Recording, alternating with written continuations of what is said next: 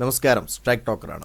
നിയമസഭാ തെരഞ്ഞെടുപ്പ് മുന്നിൽ കണ്ട് വയനാട്ടിൽ ചേരുന്ന കോൺഗ്രസ് കോൺക്ലോവിൽ സ്ഥാനാർത്ഥി നിർണയവും പുനഃസംഘടനയും സംബന്ധിച്ച് മാനദണ്ഡമുണ്ടാക്കും. ജനുവരി 4-5 തീയതികളിൽ നടക്കുന്ന കോൺക്ലോവിൽ വിവിധ നേതൃസമിതികളിൽ നിന്നായി 170 മുതിർന്ന നേതാക്കൾ പങ്കെടുക്കും.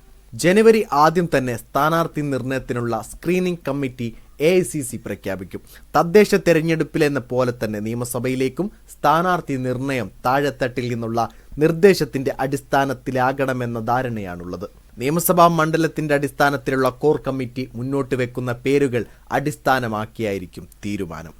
സിറ്റിംഗ് MLA-മാരിൽ 1-2 പേരൊഴികെ ഏതാണ്ട് എല്ലാവരും തന്നെ മത്സരിച്ചേക്കും. കഴിഞ്ഞ തവണ കോൺഗ്രസ് 93 സീറ്റിലാണ് മത്സരിച്ചത്. ജയിച്ചത് 21 സീറ്റുകളിലും. സിറ്റിംഗ് MLA-മാർക്കൊപ്പം കഴിഞ്ഞ തവണ ചെറിയ വ്യത്യാസത്തിൽ തോറ്റവർക്കും പരിഗണന ലഭിക്കും.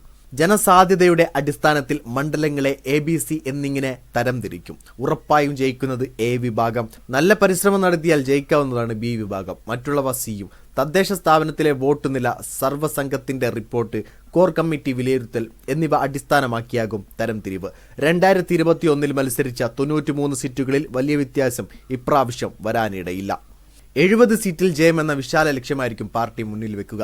എണ്ണത്തെക്കാളുപരി ജയസാധ്യത കരുതി ചില സീറ്റുകൾ മുസ്ലിം ലീഗുമായും കേരള കോൺഗ്രസ് ജോസഫ് ഗ്രൂപ്പുമായും ഏറ്റെടുക്കലും വെച്ചുമാറ്റവും ആലോചിക്കുന്നുണ്ട്. ലീഗ് കഴിഞ്ഞ തവണ 24 സീറ്റിൽ മത്സരിച്ചു, 15 ഇടത്ത് ജയിച്ചു. ജോസഫ് ഗ്രൂപ്പ് 10 സീറ്റിൽ മത്സരിച്ചു, 2 ഇടത്ത് ജയിച്ചു.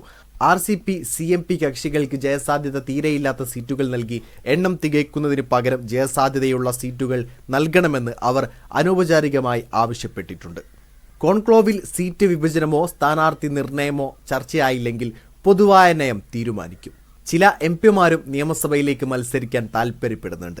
നിലവിൽ കൈവശമില്ലാത്ത ചില നിയമസഭാ മണ്ഡലങ്ങൾ പിടിക്കാൻ ചില MP-മാരെ മത്സരിപ്പിക്കണമെന്ന അഭിപ്രായവും ഉയരുന്നുണ്ട്. ഹൈക്കമാൻഡാണ് ഇതിൽ തീരുമാനമെടുക്കേണ്ടത്. പാർട്ടി പുനഃസംഘടനയിൽ അവശേഷിക്കുന്ന KPCC സെക്രട്ടറിമാരുടെ നിയമനമടക്കമുള്ളവ തെരഞ്ഞെടുപ്പിന് മുൻപ് നടത്തണമെന്നോ എന്നതിലും വ്യക്തത വരുത്തും. വീഡിയോ ഇഷ്ടമായ ലൈക്ക് ചെയ്യുക, നിങ്ങളുടെ അഭിപ്രായം രേഖപ്പെടുത്തുക. കൂടുതൽ വീഡിയോസുകൾക്കായി ഈ ചാനലിലോട് തന്നെ സബ്സ്ക്രൈബ് ചെയ്യുക. This is strike talker signing off.